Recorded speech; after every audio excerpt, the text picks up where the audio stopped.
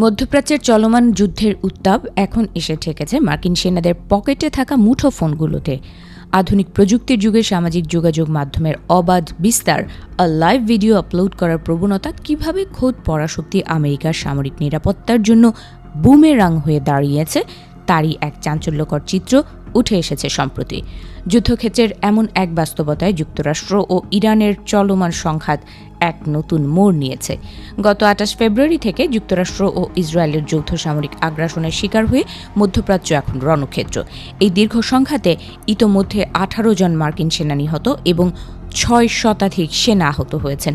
পরিস্থিতি এতটাই ঘোলাটে যে মার্কিন নাগরিকদের একটি বড় অংশ এই যুদ্ধের যৌক্তিকতা নিয়ে প্রশ্ন তুলছেন এবং বিরোধী ডেমোক্র্যাট আইন প্রণেতারা প্রতিনিয়ত সামরিক ক্ষয়ক্ষতির আরও বিস্তারিত তথ্য প্রকাশের দাবি জানিয়ে আসছেন। এমন এক প্রেক্ষাপটে মার্কিন সেনাবাহিনীর সেন্ট্রাল কমান্ডের প্রধান অ্যাডমিরাল ব্র্যাড কুপার এক অভ্যন্তরীণ চিঠিতে মধ্যপ্রাচ্যে মোতায়েন মার্কিন সেনাদের জন্য চরম সতর্কবার্তা জারি করেছেন। তার মতে, সেনা সদস্যদের নিজেদের মুঠোফোনে ধারণ করা ভিডিও ও ছবি অনলাইনে ছড়িয়ে পড়ার কারণে ইরান অত্যন্ত সহজে মার্কিন ঘাঁটিতে নিখুঁত হামলার নিশানা নির্ধারণ করতে সক্ষম হচ্ছে। চিঠিতে সাম্প্রতিক একটি ঘটনার উদাহরণ টেনে বলা হয়েছে, জর্ডানের মুওয়াফাক সালতি বিমান ঘাঁটিতে ইরানের প্রাণঘাতী হামলার সময় এক মার্কিন সেনা সদস্য মেটার ক্যামেরাযুক্ত স্মার্ট চশমা ব্যবহার করে বাংকারে আশ্রয় নেওয়ার একটি ভিডিও ইনস্টাগ্রামে পোস্ট করেছিলেন।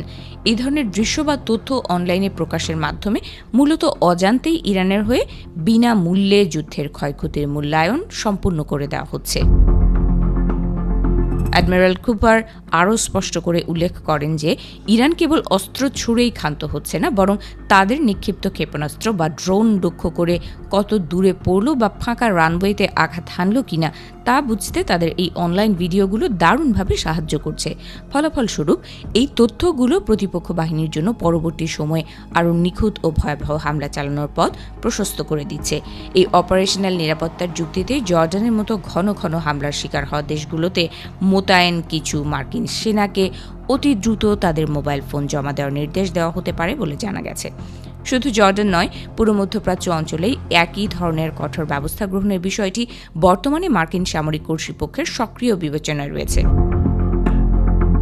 তবে সামরিক বাহিনীর এই কঠোর পদক্ষেপে সুদূর প্রবাসে থাকা মার্কিন সেনা সদস্যদের পরিবারগুলোর মধ্যে তীব্র উদ্বেগ ও উৎকণ্ঠা ছড়িয়ে পড়েছে। এমনিতেই দীর্ঘদিন ধরে চলা প্রাণঘাতী নানা হামলার কারণে স্বজনদের নিরাপত্তা নিয়ে তারা গভীর আতঙ্কে দিন কাটাচ্ছেন। এর উপর আকস্মিক যোগাযোগ বিচ্ছিন্ন হওয়ার আশঙ্কা সেই দুশ্চিন্তাকে বহুগুণ বাড়িয়ে দিয়েছে।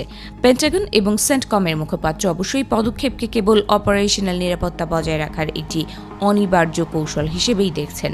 শত্রুর ইলেকট্রনিক জ্যামিং বা যোগাযোগ ব্যবস্থা ব্যাহত করার কৌশলকে ফাঁকি দিয়ে যাতে কোনো সংবেদনশীল তথ্য বাইরে চলে যেতে না পারে সেটার ওপর এখন সর্বোচ্চ জোর দেওয়া হচ্ছে। আধুনিক প্রযুক্তির যুগে তথ্য প্রযুক্তির অপব্যবহার এবং সামরিক গোপনীয়তার এই দ্বন্দ্ব যুদ্ধের ময়দানে এক অদ্ভুত সমীকরণ তৈরি করেছে। একদিকে যুদ্ধের স্বচ্ছতা এবং তথ্য জানার অধিকার নিয়ে রাজনৈতিক ও সামাজিক চাপ, অন্যদিকে নিজেদের জীবন রক্ষা করতে ডিজিটাল যোগাযোগ নিয়ন্ত্রণের কঠোর বাধ্যবাধকতা। সব মিলিয়ে মধ্যপ্রাচ্যে অবস্থানরত মার্কিন সেনাদের বর্তমান বাস্তবতা অত্যন্ত টানটান উত্তেজনার মধ্য দিয়ে এগোচ্ছে।